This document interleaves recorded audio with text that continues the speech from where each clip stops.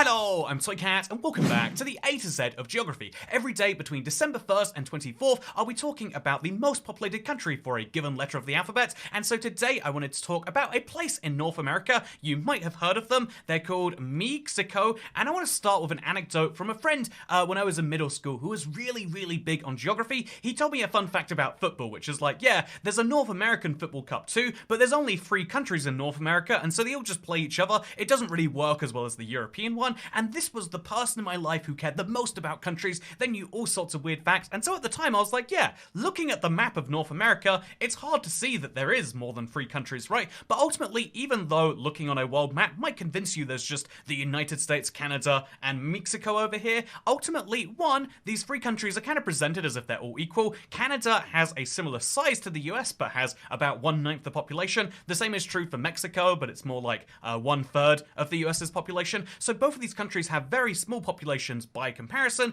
and then 2, there's a lot of North America which is small countries, as whether they're islands or whether they're tiny parts of Central America, which kind of blur the line as to like, well, they're North America, but we call them Central America anyway, and I think Mexico is best considered as being the biggest country in a Central America. You've got the United States for North America, you've got Brazil for South America, if you recognize their population numbers, which we obviously don't on this channel, and then for Middle America, you've obviously got Mexico, and so today we're going to be talking about it, starting with, of course, the borders.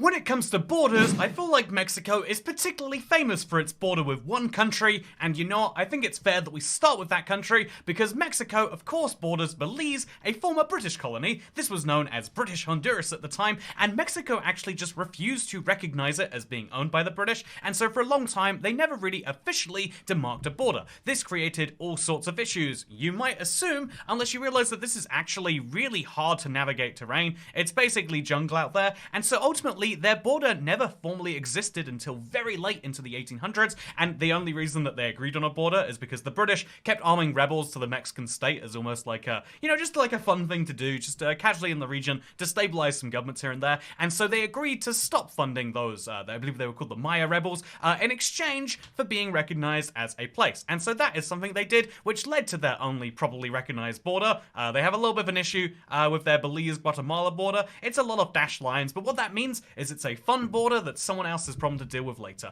But what isn't a fun border is the Guatemala-Mexico border. I think a lot of people would describe Mexico and Guatemala's relationship as kind of being like, yeah, Guatemala is Mexico's Mexico. They are the southern place on the border that has a slightly lower GDP per capita, so Guatemalans have a better quality of life if they can get into Mexico slightly illegally. But also, in terms of the culture, a lot of Guatemalans are very proud of like many of the most popular Mexican things actually having real roots there and maybe being better. And what I also love about Guatemala is it's one of those countries, just like Mexico, where the city, or rather the capital, is just called the same thing as the country. Guatemala has a capital over here in Guatemala. Isn't that a lot of fun? It's actually the same thing in Mexico.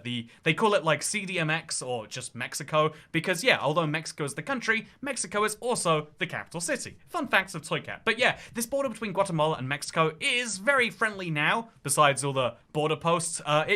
Honestly, it is one of the lesser enforced borders, or used to be one of the lesser enforced borders. I've got all sorts of fun pictures and stories of just seeing like a random marking saying, welcome to Guatemala, but nowadays there are all sorts of fences on this because one of the key things that Mexico has to agree to, because of their northern border, is making sure they secure their southern one. Also, historically, there has been a little bit of dispute about who it is precisely that owned this whole region there. Guatemala and Mexico both argued that this should be their territory, and so the lines between them were drawn not by either of these 2 countries themselves, but instead by a court in New York. Funnily enough, they went to international arbitration, and that is how the current border was more or less decided, which is why it follows some very natural rivers over here, it follows some very ordinary rivers over here, and then in between it's like, yeah, we drew some nice lines, and now that's how it's gonna be, deal with it, and honestly, it just about works for the most part. Look at this place called Texas, just over the Guatemalan border. Speaking of places called Texas, let's talk about the very obvious border that Mexico has, and that is obviously, because, we're not going to go into the disputed islands.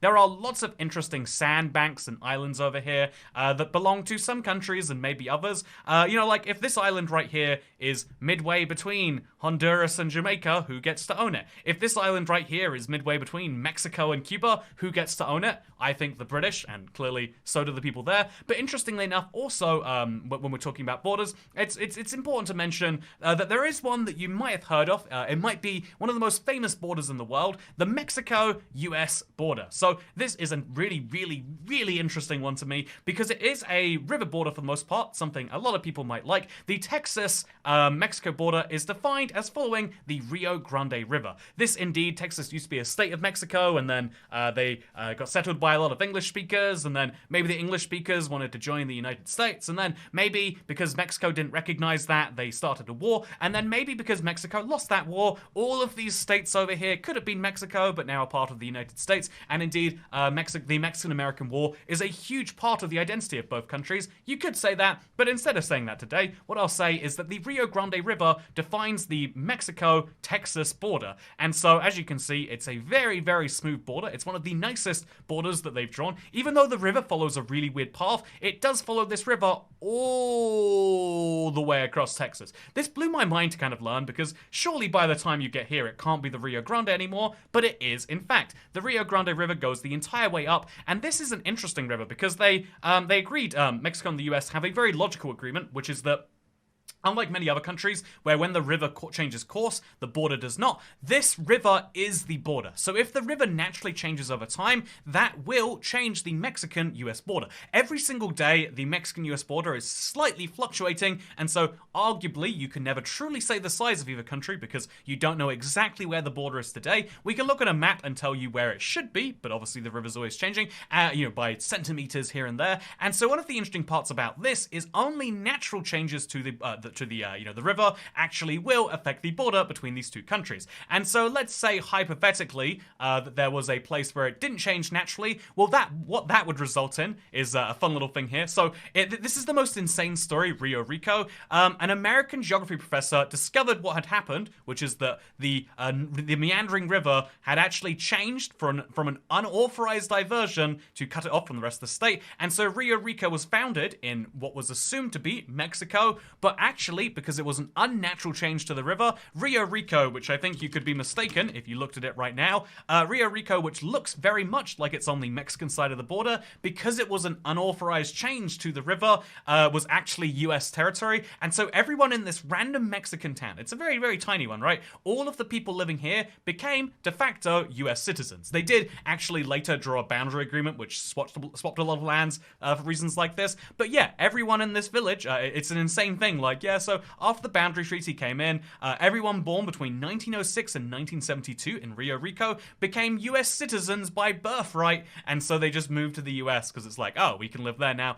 What a fascinating story. So anyway, this border is obviously steeped with all sorts of history, and it's obviously a very big source of contention, you might be able to say, between two very different countries. But the interesting part of the border that you've probably heard about is this stretch over here between where the Rio Grande ends at Texas and indeed the over here in California, because California is of course divided into two. There is North California, or as America calls it, California, and there is Baja California, which is south, or something to do with Mountain Dew at Taco Bell, I want to say. But there is a second California over here, and then there's a Baja California but south over there. And interesting enough, if you look at Baja California, you'll see something very, very fun, which is that this is a border settlement which goes right through a giant set. Indeed, not only do you have San Diego here, but you've got Tijuana here, two giant cities right next to each other on a very hotly contested border. This is one of the busiest border crossings in the world. It takes sometimes upwards of 8 hours to cross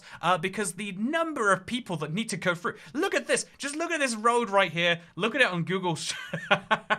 Look at it on satellite view. There are a lot of people who need to cross from one side to the other, and so as a result, there is an insane thing going on there. But also, this isn't the only quite crazy thing in my opinion. There is also an airport on the Tijuana side, which means that, and because a lot of people want to use that airport, they can basically cross over from the US side and use that airport from the United States, or indeed cross immigration at the airport. It is a very, very, very weird situation. The cross-border express, I believe, is what they call it right here. But yeah, the fact that you can go into a Mexican airport via the United States, the fact that there are two huge settlements so close together on a border that otherwise is very, very harsh and desolate and has all these overtones about building walls, it's very, very fun in my opinion. And, you know, as much as I'd love to talk about building walls from an outside perspective and how like, oh yeah, well, a lot of people make fun of the idea, but actually Mexico has a lot of walls on its southern border, and, you know, when people try to criticize a person and they criticize their ideas, they miss the good parts of the ideas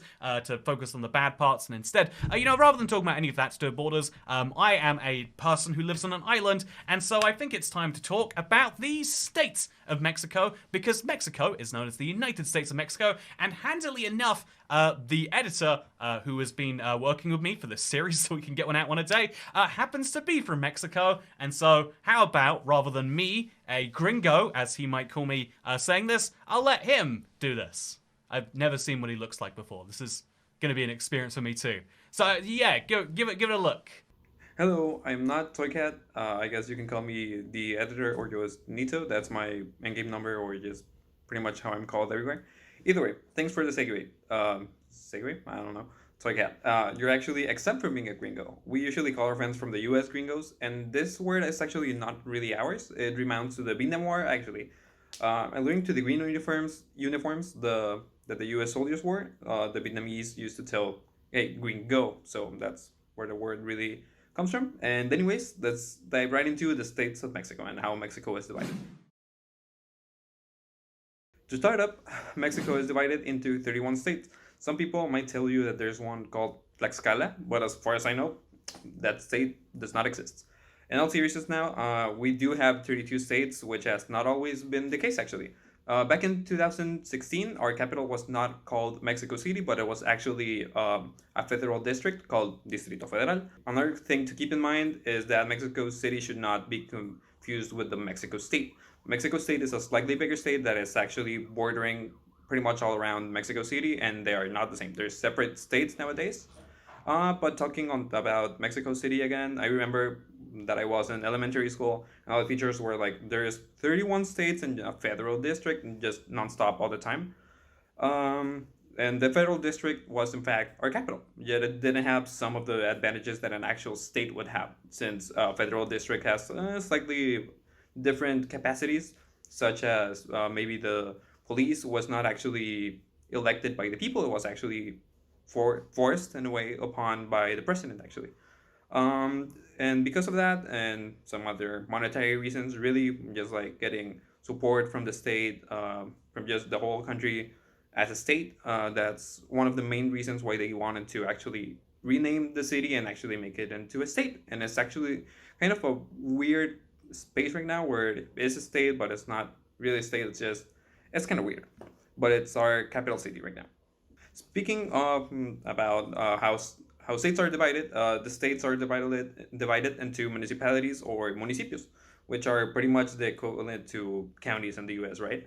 The municipality usually elects their municipal president every three years, if I'm not mistaken. Well, I probably shouldn't.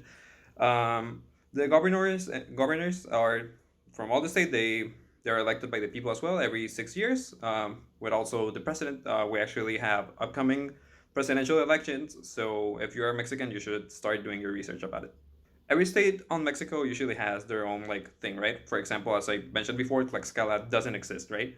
Other stuff such as Veracruz, for example, where they're called like the fish people or something, and there's a lot of memes around it, usually because they are actually around the Gulf of Mexico, so they're fish people or whatever, right? And so on and so on. Usually the people from Monterrey or Regios usually have like carne asada and stuff like that, right? So yeah, pretty much every state has their identity. Some are pretty similar, kind of like all the states on the north and the other ones on the south and stuff like that. And we will talk more about that onto demographics. So this right here is the Mexican population pyramid, which actually surprised me if I'm being honest. I was completely sure that our population was actually growing, and nope, it is actually going down and way faster than I would have guessed. So I should probably start worrying about who's gonna get to pay my retirement, right? Either way, on to more things. Our population is pretty much evenly distributed around the country. As you can see on the map right here, you can only see like big spikes around the cities such as Mexico City, Monterrey, or Tijuana, or just, again, just pretty much bigger cities. And actually, the state of Chiapas kind of surprised me a bit because it was pretty big. There's a big concentration of people right there. I'm not sure if that's because of all the immigration from the whole South or other Latin American countries. I'm actually not sure about that, so that's kind of interesting. And as I was mentioning before, people from the north are usually different from the ones in the south or the ones from the capital city, and we actually have names for them. For example, people from the north are called norteños because, well, north in Spanish is norte, so it's norteño, right? And it's pretty much the same for people from the south, it's just asureño. But the people from the capital city, and actually, funny enough, just the people from Monterrey are called chilangos and regios, respectively. People from Monterrey are the regios, and people from the capital city are chilangos. And they have like some funny ways to like distinguish them. It's sometimes the way they talk, sometimes kind of some words that they say. For example, I can call soda just soda per se because I live next to the border over here in Baja California. But for example, from someone from the center of Mexico can call it refresco, which is kind of weird, and it's just kind of like just like distance creates really just different people per se. And another one that's really heavy for us Mexicans is the quesadilla dilemma. So there's two ways to go around that, and even though I am biased towards one, I'm gonna have to have a neutral posture about here. And if there's any other Mexicans watching, I want you to take a neutral and just. I know it's a heavy topic, but there's just two ways to see the origin of the word tortilla, quesadilla. I mean, sorry. So the first one is actually that the Spanish people, when they came over here and they saw quesadillas, they were like, "Oh, it's just a tortilla with cheese or queso in Spanish." So they said, "Let's just queso, tortilla, quesadilla." And the other one is the actual meaning in like the native language, which is actually just a folded tortilla. So it's uh, you can pretty much have cheese or not. It's just like how you fold the tortilla over, which what makes it a quesadilla. So you can't have a quesadilla without cheese. So that's how it's usually known all over the world. Maybe to some people will be like, well, I mean, yeah, obviously a quesadilla must have cheese, right? But it's actually it seems like it's not. So it's kind of really disputed, and actually it can get really into a heated argument between chilangos, for example, who are the ones that say that the quesadilla can have or not cheese, and just pretty much the rest of the country. And yeah, I think that could be pretty much it. Even if we're really separated, I think Mexicans have really like kind of a vibe where we can just pretty much have another one from the other part of the country, and we'll just be able to like talk to them and just be chill about it. You know, we have like a lot of things in common, and even though we're pretty different in a lot of ways. Either way, it is time to have Toycat again in the channel talking about travel advice to Mexico, and I really look forward to see what a British man and the British, the travel advice guys we've seen in the rest of the videos have to say about our beautiful country. Nothing bad. I'm totally sure about that.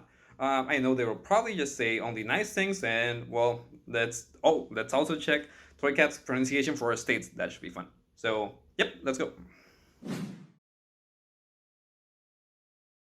Oh, thank you for what you just did right now. I'm actually right back here from 10 seconds after the other clip ended, but I'm going to pretend that I just understood everything that happened, and wow, I sure am a Norlito, right? I'm from the north of Mexico, because Mexico is there, and the United Kingdom is there, and therefore, I am North Mexican. Speaking of North Mexican, what if you wanted to go there? Wow, that's a good question that I bet has been asked already, and so according to the United Kingdom, if you were going to go to Mexico, here's what you'd expect. Actually, let's do this together. Mexico is a very, very safe place. I mean, outside of there, and there, and there, and there, and there. But if you don't go to those 5 places, it's actually an incredibly safe country. Obviously, don't travel to Baja California. For Baja California, let's give Toycat, I think, like a solid 9 out of 10. I think he did a pretty decent job. Oh, actually, wait, that's interesting. Try not to go to Tijuana. Oh, that's interesting. Except if you're going to go on the bridge from the airport linking the US border. That's fun. Don't go to Chihuahua. Chihuahua was actually pretty good. I think that's a solid 10 out of 10. I don't like those dogs either. Don't go to Colima. Colima, that one was pretty solid. I think like an 8 out of 10. I think that was pretty good. Obviously, just doesn't seem very smart. Don't go to this state. I mean, I guess I don't blame him for trying to say Guanajuato, but I mean, that's gonna have to be a 0 for not even trying. Don't go to that state. He also didn't try Guerrero, so that's also gonna have to be a 0. Don't go to Jalisco, maybe. Unfortunately, he started with Jalisco, but then he recovered and he said Jalisco, or well, Jalisco, right? But yeah, I think that's solid 7. Just like a little bonus for the mistake. Don't go to Michoacan. Okay, so I can't. That's sadly gonna have to be a -1 out of 10. It's actually pronounced Michoacan. Don't go to Sinaloa. Sinaloa is Sinaloa. So, honestly, that one was really good. I'll have to give you a 9 out of 10. Don't go to Tamaulipas. Tamaulipas is going to have to be a 4, so I got you almost nailed it. Don't go to Zacatecas. Zacatecas was actually really perfect, so I'm gonna have to give you a 10 out of 10.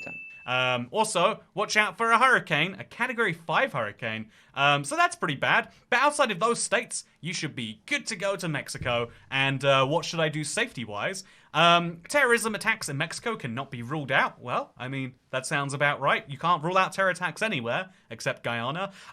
Political demonstrations are common in Mexico City and can happen across the country. These can be tense and confrontational and, just don't get involved in a protest. Oh, it's actually illegal.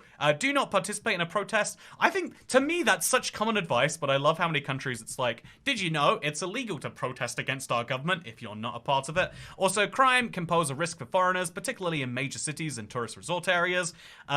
Make sure that you research your destination, only travel during daylight hours, monitor local media, and inform trusted contacts of your travel plans. They might need to maybe give you it's all good. Also, don't leave food and drinks unattended in bars. Also, tainted alcohol causes illness and blackouts. Also, sexual offenses occur in tourist areas. So don't go to non-tourist areas because you might be in danger. But if you do go to tourist areas, you kind of are asking for one of these. So keep that in mind. Also, kidnapping, but it's fine. Long-term kidnapping is not really a problem. So just be aware. You just got to go to an ATM a few times to secure your release. Violence. Do not involve, it's all good. Vehicle crime, stay away from isolated roads and use toll roads whenever possible. Oh, that's fun. I will use a toll road whenever possible.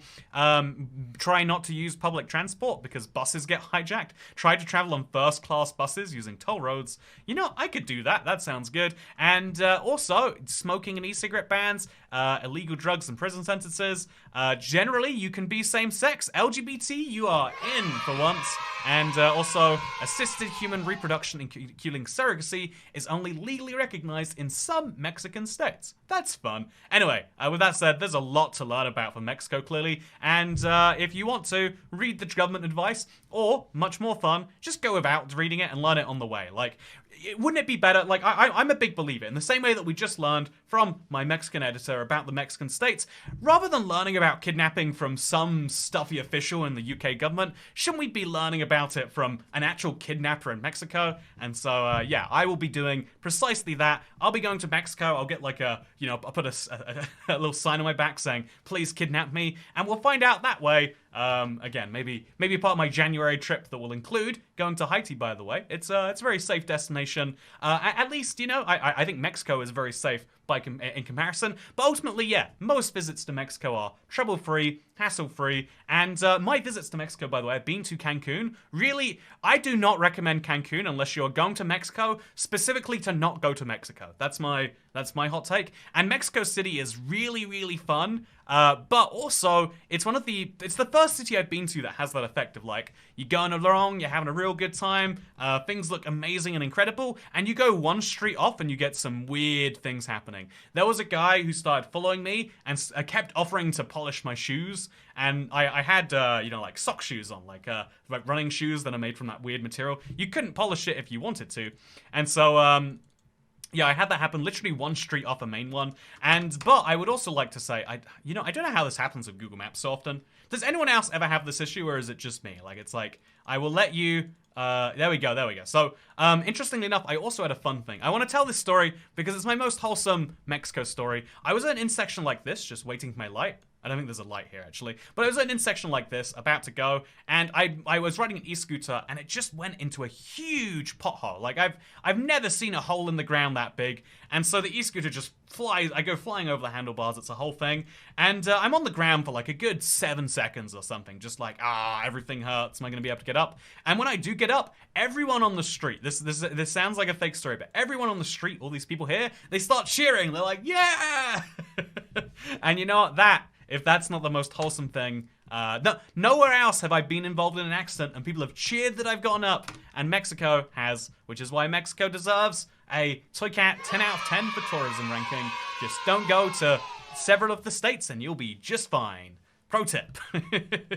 Speaking of pro tips for states, now we can look around the world and see what has Street View and what doesn't. As you can see, anywhere that has Street View is somewhere I recommend. Don't travel to northern Canada, don't travel to Belarus, don't travel to Chad, and don't travel to the middle of this state right here. If they don't have roads of Street View, I don't want to be there. Anyway, thank you for watching. Hope you all enjoyed, found this interesting, because I'm just kidding. So, I hope you actually did enjoy, more seriously, while we're talking about editing, I think that it is worth saying that the improvements that we've been working on here are basically trying to keep the theme and style off the channel. So I feel like these cutesy cartoon, the cutesy MS Paint things are way more fun.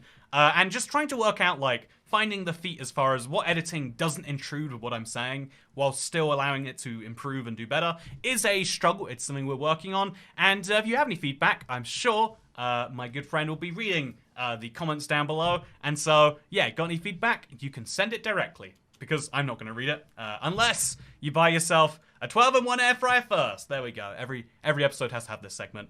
Make sure that you subscribe, because I'll see you tomorrow. Hopefully. This is taking a lot from me, but I'm going to do it anyway. See you then. Bye.